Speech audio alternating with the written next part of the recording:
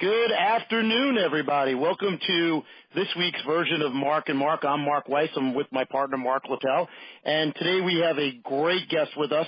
We have Lyle Spencer, who has written a lot about sports, specifically covering the L.A. teams. He actually worked for the L.A. Herald Examiner, which is kind of now a defunct paper, but still big in our hearts and big in our memories. Good morning. Good afternoon, Lyle. Good afternoon, Marc. Let's get going, guys. Yep, let's get her going and have at it. Absolutely. So, Lyle, I'm going to kick it off by asking you the first question. Who was your favorite, or at least one of the best guys during 70s baseball to cover, the most forthcoming, the guys who gave you the most answers and the most stuff to run with?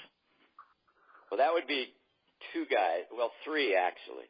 See, the Dodgers clubhouse in the 70s was just loaded with personalities. I mean, I would walk in there and look around and think, which of these 25 guys am I going to go have a great interview with now? Because I just couldn't miss. It was really unbelievable.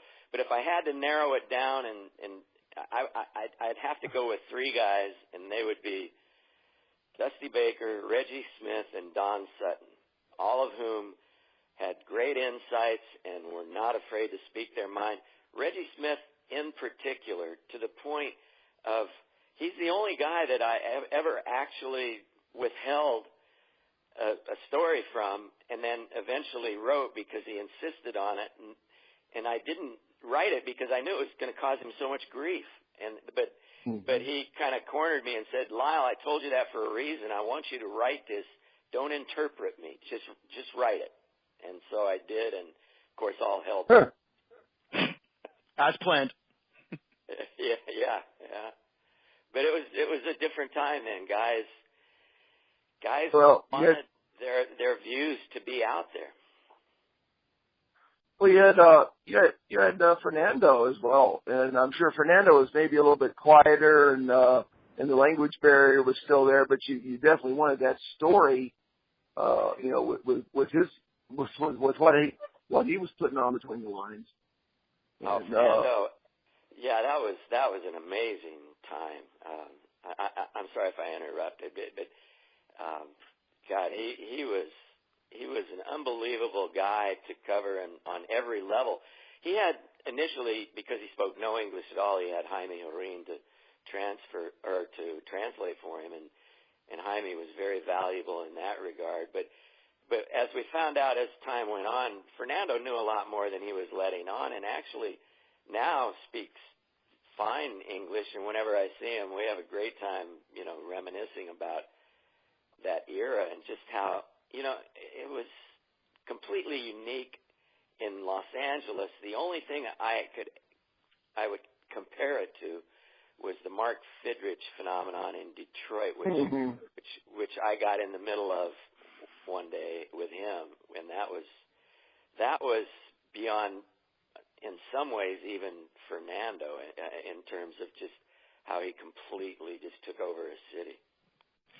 Would you think, though, that the Bird phenomenon would be just that type of phenomenon because of the fact that it really was a one-hit wonder? It was a one-year thing, whereas Fernando had a great career. Yeah, but at the time, of course, you didn't know. When he broke in, we didn't know that it was going to be so short-lived, and it was just a shame because he was so good and such a personality. I mean, very quickly, I'll tell a story that kind of illustrates that. I was with the Angels, of course, and he shut them out one night, and I'm sitting in the dugout with him after the game, and he's got the headphones on. He's doing a radio interview with the guys upstairs, and I look out, and I notice that the stadium is still completely, nobody left. 50,000 people, whatever it was, at Tiger Stadium that night, and all those people stayed in their seats. So he does his interview and pulls off the headphones. And I said, Marc, what's going on here? Why are all these people still here? And he says, watch. And he jumped out of the steps of the dugout and took off his cap and waved, and that was everybody's sign that they could leave now, and everybody emptied the stadium. It was one of the most incredible things I've ever seen. Yeah. Well, did you find that he was a real kind of guy, or the whole Bird thing was manufactured? Because most people feel like that was just him. No, that was him. In fact, I went out with him that night after the game. We arranged to meet up at Littell's, and he was so good with the people. It kind of blew me away. Needless to say, we didn't buy a beer that night. But there was something really authentic and magic about that guy. And Fernando had the same qualities, but in a different way. His was just this impossible story, a village, and Mexico, who somehow became one of the greatest players in baseball. I remember meeting up with Bird one night. George and I went to a game, and we got froze out. And the Bird was over at Lindell's AC, and he was just being Mark, and George was being George, and I kind of fit into that group a little bit because I'm a little bit off center as well. But it was a fun night, and the 76ers walked into there, and but the 76ers walked into there, and they had a place for the athletes to sit per se, and Dr. J walked in there with his entourage, and we were drinking beer, and they were having Coca-Cola. Notice I didn't say Coke, I said Coca-Cola. So right. Anyway, good. Differentiation with the 70s in mind. Yeah, of course. Lindell's was an amazing place. What a joint. Frank, I can't remember Frank's name out of the Philadelphia Inquirer. He was the sports editor at the time. Frank Dolphin. Just a great guy. And Frank and I hung out together. They called me by surprise or that name, the last name, but Frank was such a great guy. I hung out with Frank in spring training a little bit. He and I just hit it off for some reason. And the stories came out. His first story, the first thing that he ever covered, he told me, was boxing. And he figured out after the boxing match was over that you don't wear white shirts to boxing matches because the blood spatters. I thought that in the upper deck. Exactly. Pretty much so. Yeah. He was a great character, Frank, definitely. Yeah. Hey, Lyle, I got a question for you. You talk about Lindell's, and that sounds like it was like the center place for people to hang out, especially after games and stuff like that. Do you remember the old Toots Shores in New York? And if you do, could you compare the two of them? If you don't, then scratch the question and I'll be quiet. Yeah, I was there a few times, but it was different. It was more everybody in Toots Shores it seemed like they knew each other, and it was kind of like almost like the Cheers bar in a sense, whereas Lindell's was just wide open. I mean, it was anybody and everybody, and everybody's mingling, and you had fans, and Toots Shores, they kept the ownership managed to keep the I don't want to say riffraff, but the normal riffraff. You said it. You said it. That's right. It's good. Away from the stars were protected there. For our listeners, that would mean you and me included. I have another Lindell's. I saw a vicious fight in there one night. Yeah. Who versus who? I probably shouldn't mention the people because I've never written about it. Between a player and a coach, and it was unbelievable. It was one of those fights like you would see in the movies back in the old days with chairs flying, and I mean it was it went on for a while. And the player eventually prevailed, but the player came to me afterward, and my memory is he saw me and he came over. And he said, "Lyle, please don't write about this. I'm hanging by a thread here." He was toward the end of his career. And I said, I don't have anything to gain from it. I won't do that. By the way, he became a very famous guy as a manager. But anyway, what's funny about it is I run into him years later at the winter meetings, and we start talking about that. And he says, it was really nice of Nolan to go over and talk to you and protect me on that. And I said, well, Nolan, what do you mean? And he said, well, I sent Nolan Ryan over to ask you because I know you couldn't refuse him.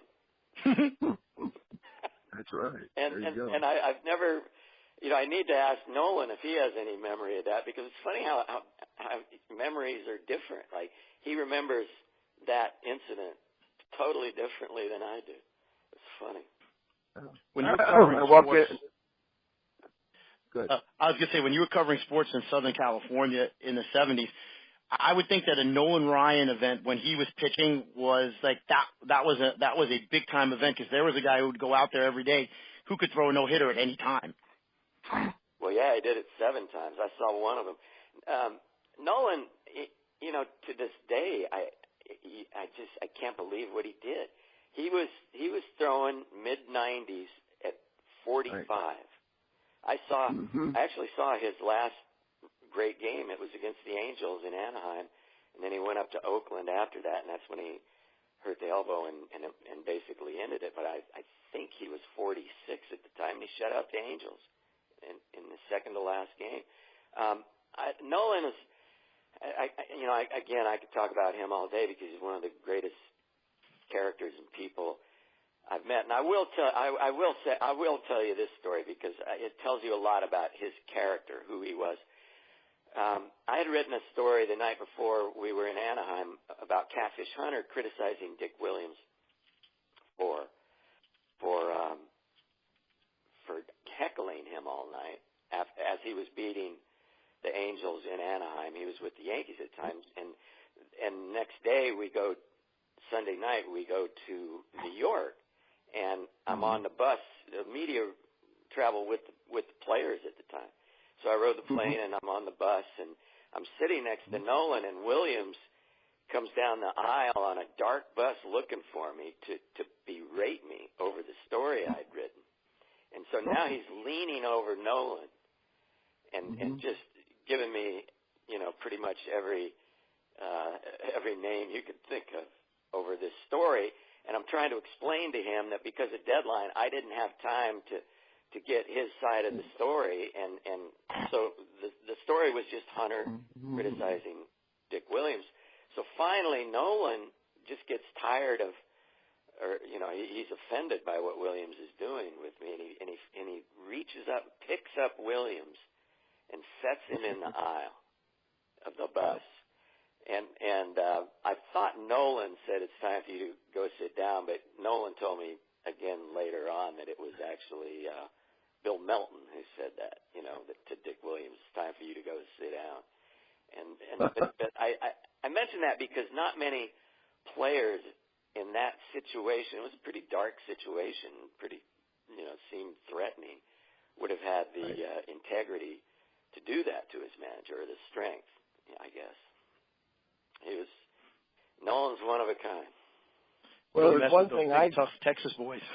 Yeah, I know one thing, Lyle, that you know and I know is why he was. One thing he did, why he was a really good manager, because just the way he maneuvered and the way he went about his business. But I know from being with Whitey for almost 6 years that if you ever crossed him, you might end up back then in Cleveland and or Texas Ranger territory the next day. And I've seen that happen. Yeah, he was a tough. Whitey was a tough guy. He did not take any BS. Didn't take crap. No. But he was great with the media. You knew you were going to get a straight answer from Whitey. He was not gonna take the politically correct route on anything. Right. But the other thing is you've seen so many. You've been fortunate to be that rider on that plane and see how many things actually go behind the scenes that you can't really write about, and things that are said. I mean, it would outdo the ball 4 by a long shot, I'm sure, because there's a lot of that goes on. I've even been on a charter where a fight broke out, at 30,000 feet. That's scary. Trying to call. That's kind of intriguing. I thought this is good. The masks drop down and the pilot says, I don't know what you guys are doing back there, but I'm going to set this thing down in Cleveland. If you don't cut it out, let you bus it, on into Chicago. So. Yeah, you're right. Those the Dodgers, had their own plane, so it was always a show. In the back end of the plane was where we used to call them the degenerates hung out and gambled. Right. And we had flasks, and it was a party back there. But in front of the plane was all the management people, and it was almost like you never saw them because they knew that was off limits. They didn't want to go back there. And man, it was fun. We had such a great time. And what's interesting about that, Mark, is that it seems to me the whole bullpen was back there, and that's when I realized relievers were different, a different breed of characters. Well, we're 3 to 5 IQ people, so you'll get starters are in the 100 and 110 range, and we're in the 3 to 5 IQ. Give me ball, I go hard, sit down, I win, I drink beer. Right. That kind of thing. Relievers were the party guys and the fun guys. I mean, I always loved hanging out with relief pitchers. Oh yeah. We're kind of screwed up, but I got a story in my second book. It's called DDT, and I attribute DDT, which is I used to mark for crop dusting planes, to me having my God working in mysterious ways. So to me having that 3 to 5 IQ, so I could go out and be that closer when So it, well, you need a short chemicals work. Yeah, you need no memory. Or no memory, right. Keep in mind, I had Steve Howe on some of my teams. He was quite a character, Steve. I miss him. He had personality on top of personality, and Bobby Welch and Bobby Castillo and Don Stanhouse. Don Stanhouse was on there. Full pack. He was part of that bunch, and I don't know if you want to hear this story, but I'll tell it. Oh yeah. What the heck? We do. Stanhouse, the 1 year, I guess it was his first or second year with the Dodgers. We used to have these big, major preseason awards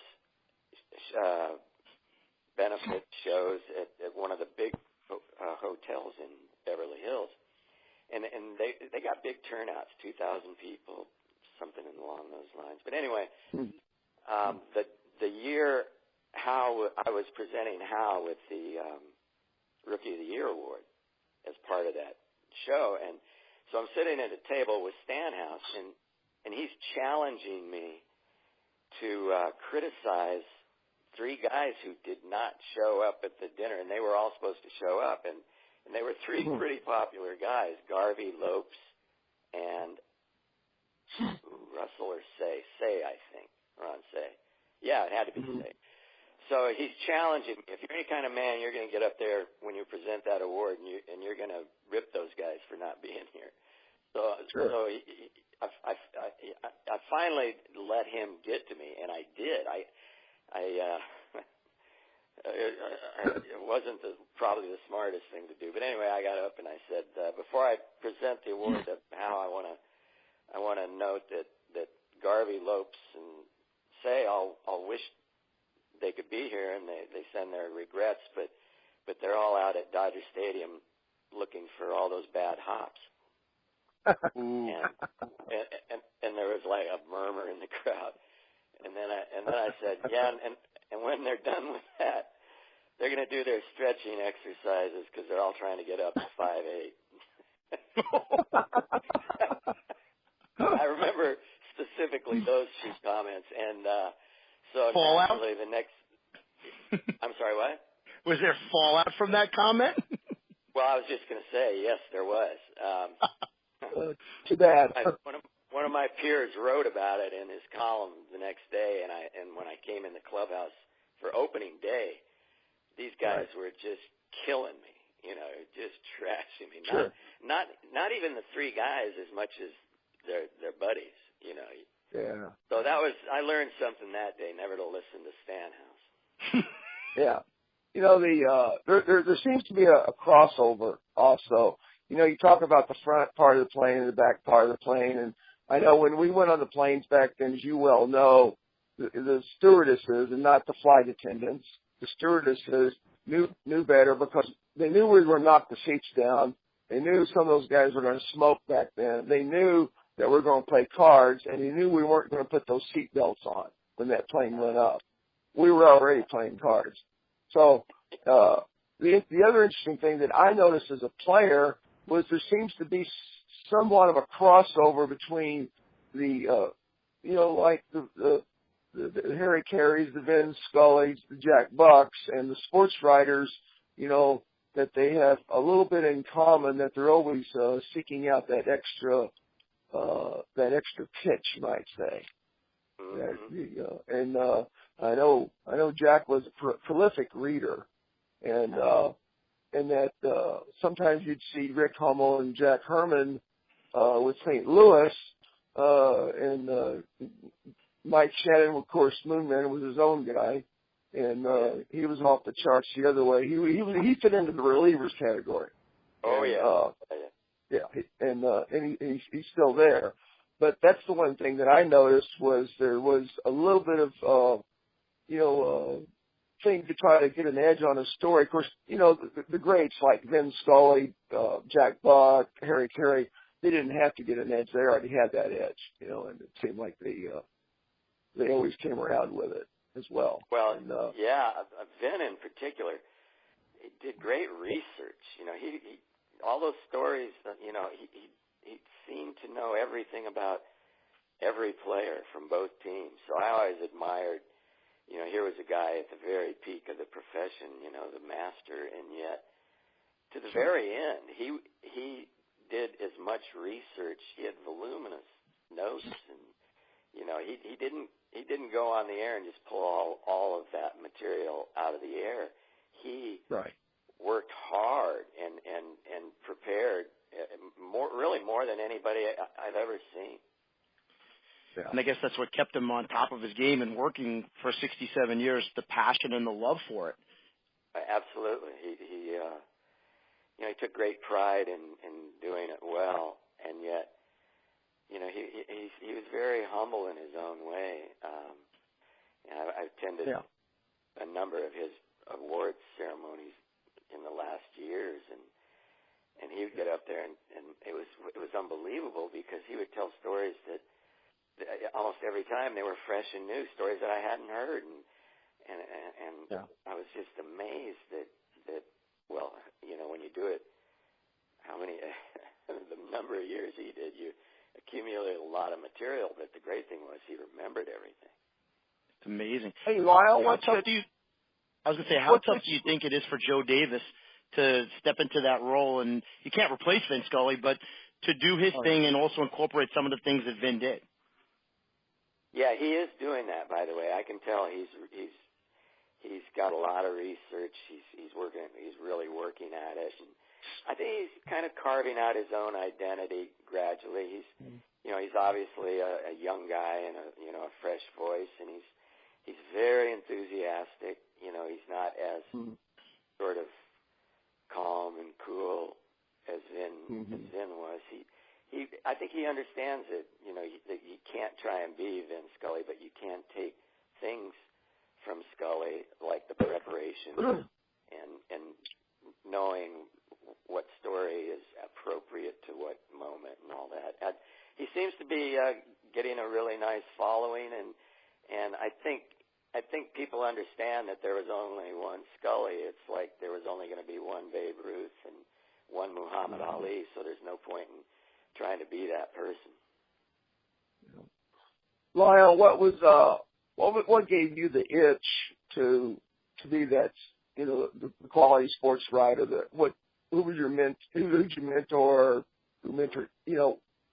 And what gave you that itch at that young age? What happened on that? It's interesting because I really didn't intend to do it. I was going to go into law. I was at UCLA and I was pre-law, but I began writing basically, to support myself. back in those days, kids didn't hang around with their parents. They were booted out of the house pretty much. No boomeranging. Yeah, no.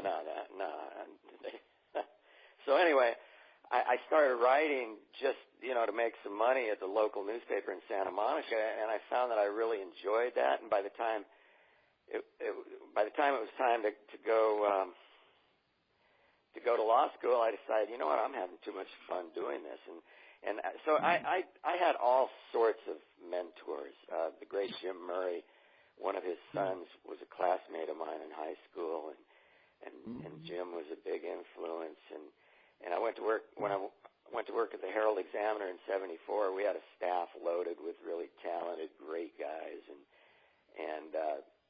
too many to even mention. But the great writer there was Melvin Derslag, and he was a big influence. And Bud Ferrillo was a big influence. There were so many.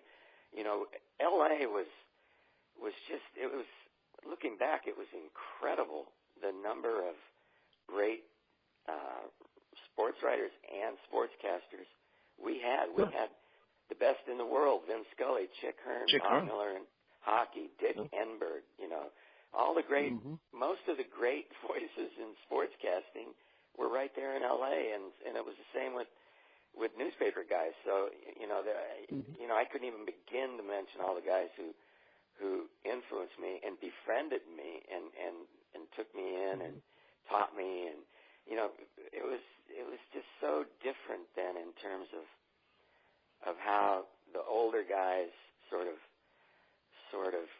mentored the younger guys willingly, and what's different now is there aren't as many of those older guys around because newspapers have been in free fall for quite a while, so it's a whole different dynamic at work where it's mostly it seems to me it's a very young profession now, and it's just different. And a lot of these young guys don't have the great older people to lean on that I had.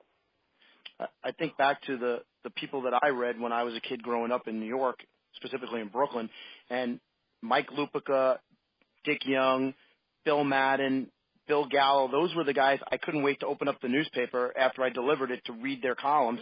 And now everything is so instantaneous. It's on the net. It's blogged. You don't get the guys like that anymore, unfortunately. Right. Yeah, I actually worked with Dick Young when I went to the Post in '85 for a year, and he was an irascible fellow. he was a hard-nosed guy who, he made a lot of enemies, but he also, was known for defending his profession, and he was another one of those many characters that I was just lucky to be around. I also worked for the great Frank DeFord at the National Sports Daily. Oh, really? In '90 and '91, and working for Frank with, in my mind, the best collection of sports writers ever put together in one place. I mean, it was a shame that project failed because we had all the best people. Lupica was there, Kindred. I loved that paper. And the writing was phenomenal, and there was great camaraderie. Unfortunately, excuse me, the business part didn't work out, and so it didn't survive. But Frank DeFord was easily the nicest editor, leader I ever worked for. He was such a great gentleman. He used to send me notes, commending me on things I'd written, and that's not usual. You don't get a lot of that. And so that was a great, very brief period. And I like I say, I've just been really lucky to have worked with and around the best. So when you walk, I got to ask you this question here, Lyle. When you walked in on the Yankees, and I'm sure you had Martin a couple times, right? How was that? How was your step in his environment, in that office right there? Was it lighter? Was it, hey Billy, how you doing?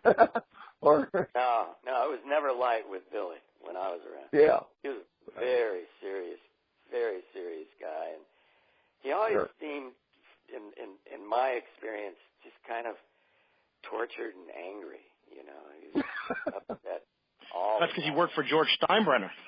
Well, yeah, that was a big part of it. Yeah, I mean that was quite an act. Steinbrenner is interesting, you know, in so many ways. I actually had a good relationship with him for a while, which was kind of strange, and the reason was when I went to New York, the Mets were the story in town. I mean, that was the great teams of Strawberry and Gooden and Hernandez and Carter and those guys, and they owned the town at the time.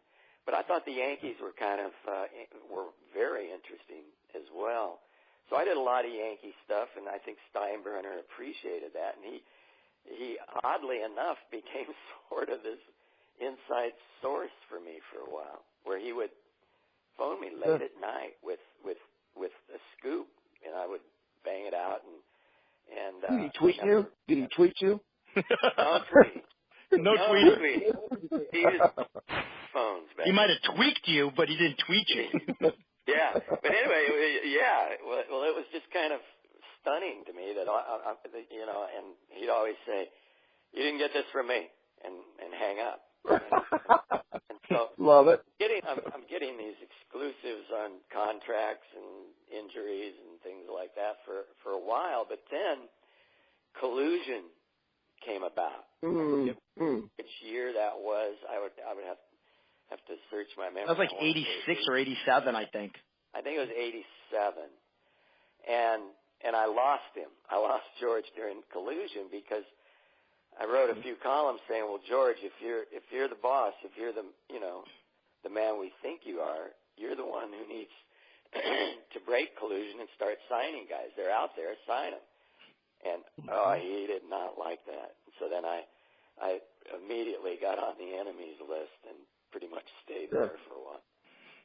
Yeah. Did you do Bobby Cox at all a little bit? Did you have Bobby Cox? I did Bobby some, sure. You know, he was another, for me, great guy to cover because the older school guys like that appreciated the print media and sort of took us under. Bobby always had time for us.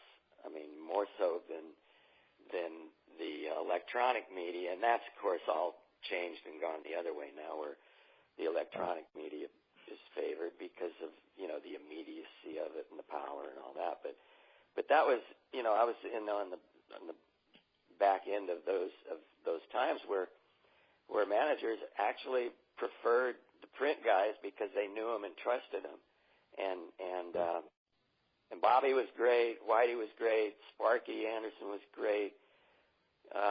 You know, all those guys of that era were tremendous to cover. What about Tommy? Tommy was interesting.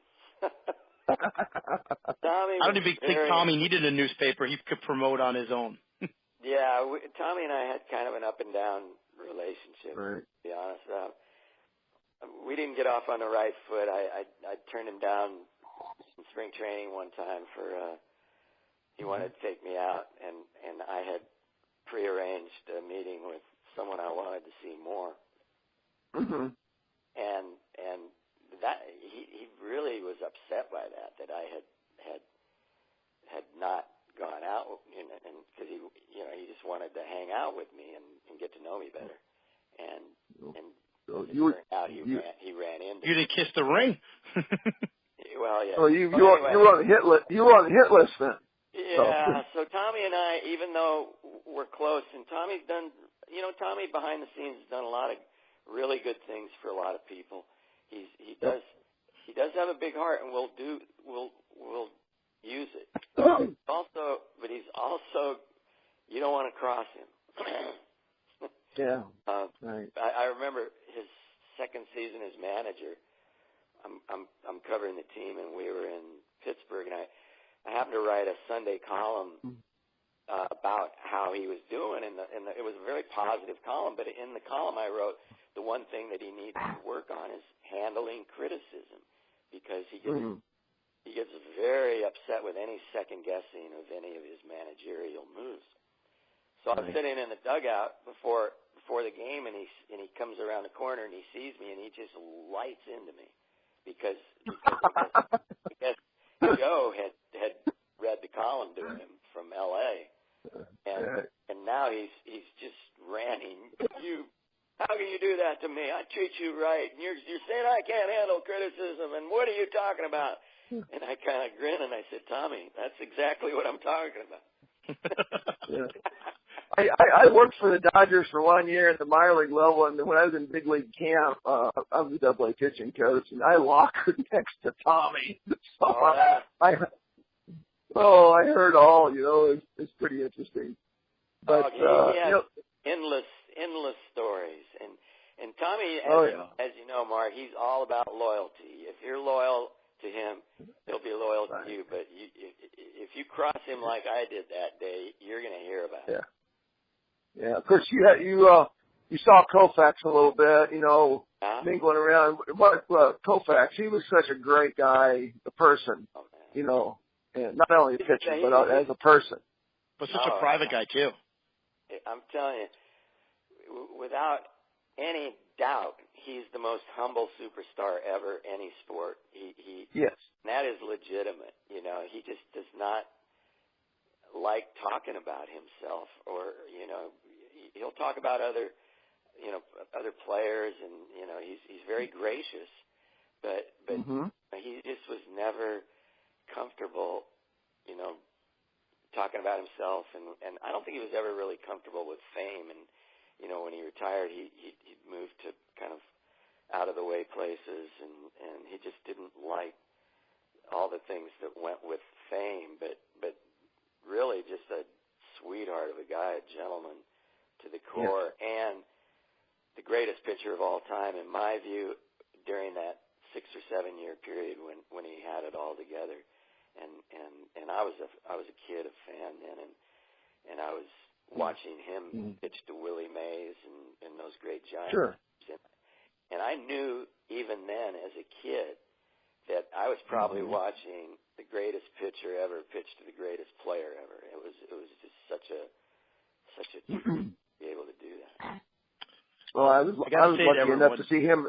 Yeah, I'm sorry. I was going to say, I got to say to everybody that we've got Lyle Spencer with us, and of course, I promised him beforehand I wasn't going to monopolize his whole afternoon because I know he had things to do. Lyle, it'd be great if we could have you back on the show sometime during the summer if you're available. Sure, anytime. Love talking to you guys. Awesome, because we love having you, and I just want to throw it over to the closer, and you can take it away, Mr. Littell. Well, Lyle, I want to say this to you, and I truly enjoyed the visit because I always wanted to try to understand the sports writers where they came from. But I'm going to do the closeout, Lyle, and this is the way it goes. Throw peas at the knees, no pies in the eyes, no wall balls, and you'll be just fine. Thanks for I love that. That's great, Mark. It was really a pleasure speaking with you guys, and definitely let's do it again. Awesome. Okay.